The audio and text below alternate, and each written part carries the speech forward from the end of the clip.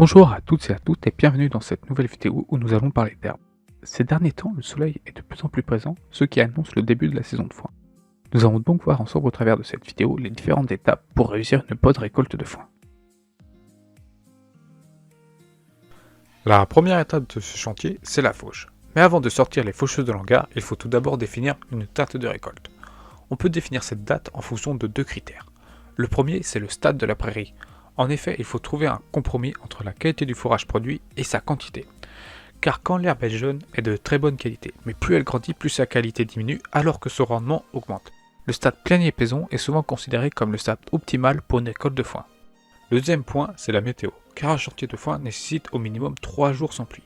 Il est donc primordial de s'assurer d'un tel créneau de beau temps pour lancer la fauche. Une fois la date choisie, la fauche peut commencer, mais il existe quelques points de vigilance durant cette étape.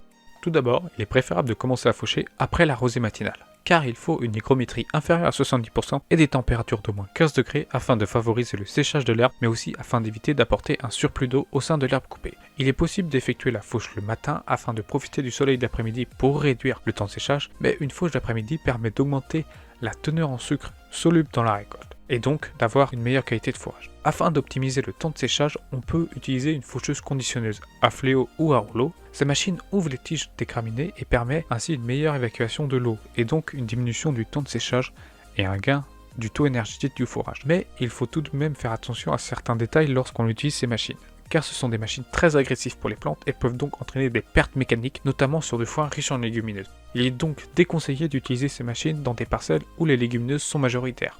De plus, sur des parcelles que l'on souhaite garder en herbe ou que l'on souhaite optimiser sa production, il est important de réaliser une coupe à hauteur de 6 à 8 cm. Cette hauteur a plusieurs avantages. Le premier, c'est de favoriser la repousse de l'herbe après la fauche. Cette hauteur permet aussi de limiter la présence de terre dans la récolte et donc de limiter les risques sanitaires. Elle permet aussi de laisser un passage d'air sous le fourrage coupé et donc d'améliorer le temps de séchage. Enfin, à cette hauteur de coupe, on augmente la teneur en matière azotée de la récolte par rapport à une coupe plus basse.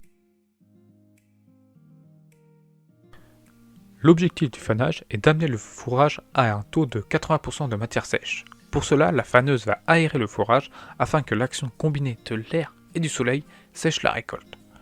Il peut être important d'effectuer un premier fanage directement après la fauche. En effet, certaines faucheuses font des andins assez étroits et il est donc nécessaire de passer la faneuse afin de répartir le fourrage sur toute la surface disponible afin de favoriser le séchage. Ensuite, il sera conseillé de faner une fois par jour de beau temps. Il est préférable d'effectuer cette manipulation le matin une fois la rosée levée. On peut réaliser un fanage supplémentaire le soir si la différence d'humidité entre le dessus et le dessous du fourrage est importante. Par contre, il est déconseillé de faner en plein après-midi, lorsque le soleil est au plus fort, car les feuilles sont cassantes, ce qui peut engendrer des pertes de rendement. Afin de limiter toute autre perte de rendement, il est aussi important de réaliser des fanages doux dès que les feuilles deviennent cassantes, c'est-à-dire aux alentours de 60% de matière sèche.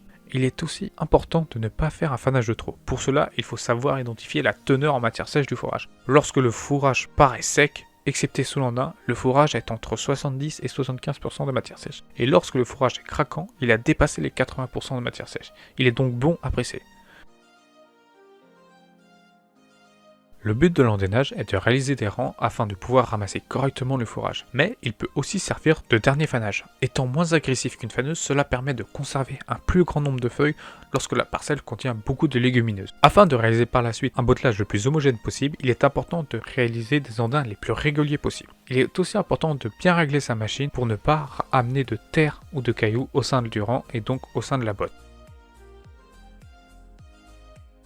Pour la fabrication des bottes, on trouve deux écoles, les balles rondes ou les balles rectangulaires. Chacune de ces deux méthodes a ses avantages et ses inconvénients. Les bottes rectangulaires permettent un débit de chantier plus important et un gain de place lors du stockage. Mais ce sont des bottes qui vont aussi plus craindre l'eau que les bottes rondes. Elles sont souvent aussi plus chères à la confection. De plus, les bottes rectangulaires sont pressées beaucoup plus fortement, ce qui peut accroître le risque d'échauffement du fourrage. L'utilisation des balles rondes nécessite aussi un autre choix, celui de la méthode de liage. On trouve soit de la ficelle, soit du filet. Le premier est plus économique que le deuxième, mais il permet des débiches de chantier plus faibles. Le choix du filet peut être aussi judicieux dans un foin riche en légumineuses afin de limiter toute perte de feuilles. Enfin, lors du pressage, il est important d'alimenter la presse de manière régulière et de bien régler sa machine afin d'avoir des bottes homogènes sans tassement excessif du fourrage pour conserver un fourrage de qualité. Enfin, la dernière étape, c'est le stockage. Ce n'est pas un point à négliger car mal stockées, les bottes de foin en chauffant peuvent provoquer des incendies. Pour stocker son foin sans risque, la température interne des bottes doit être inférieure à 45 degrés. Mais avant de se précipiter sur le thermomètre, il faut mieux attendre 2 jours après le pressage si le foin s'est resté dans de bonnes conditions. Si cela n'a pas été le cas, il faut mieux attendre une semaine avant d'espérer le ramasser. Si la température dépasse les 60 degrés, il faut mieux ne pas ramasser le foin pour le moment et le laisser au moins un mois dehors le temps que la température diminue. Une fois le foin ramassé, il est préférable de continuer à surveiller régulièrement la température afin d'éviter tout risque d'incendie. Donc voilà, maintenant vous avez toutes les clés pour réaliser un fourrage dans de bonnes conditions afin que celui-ci soit de meilleure qualité possible. Je vous remercie de m'avoir suivi durant toute cette vidéo et on se dit à la prochaine.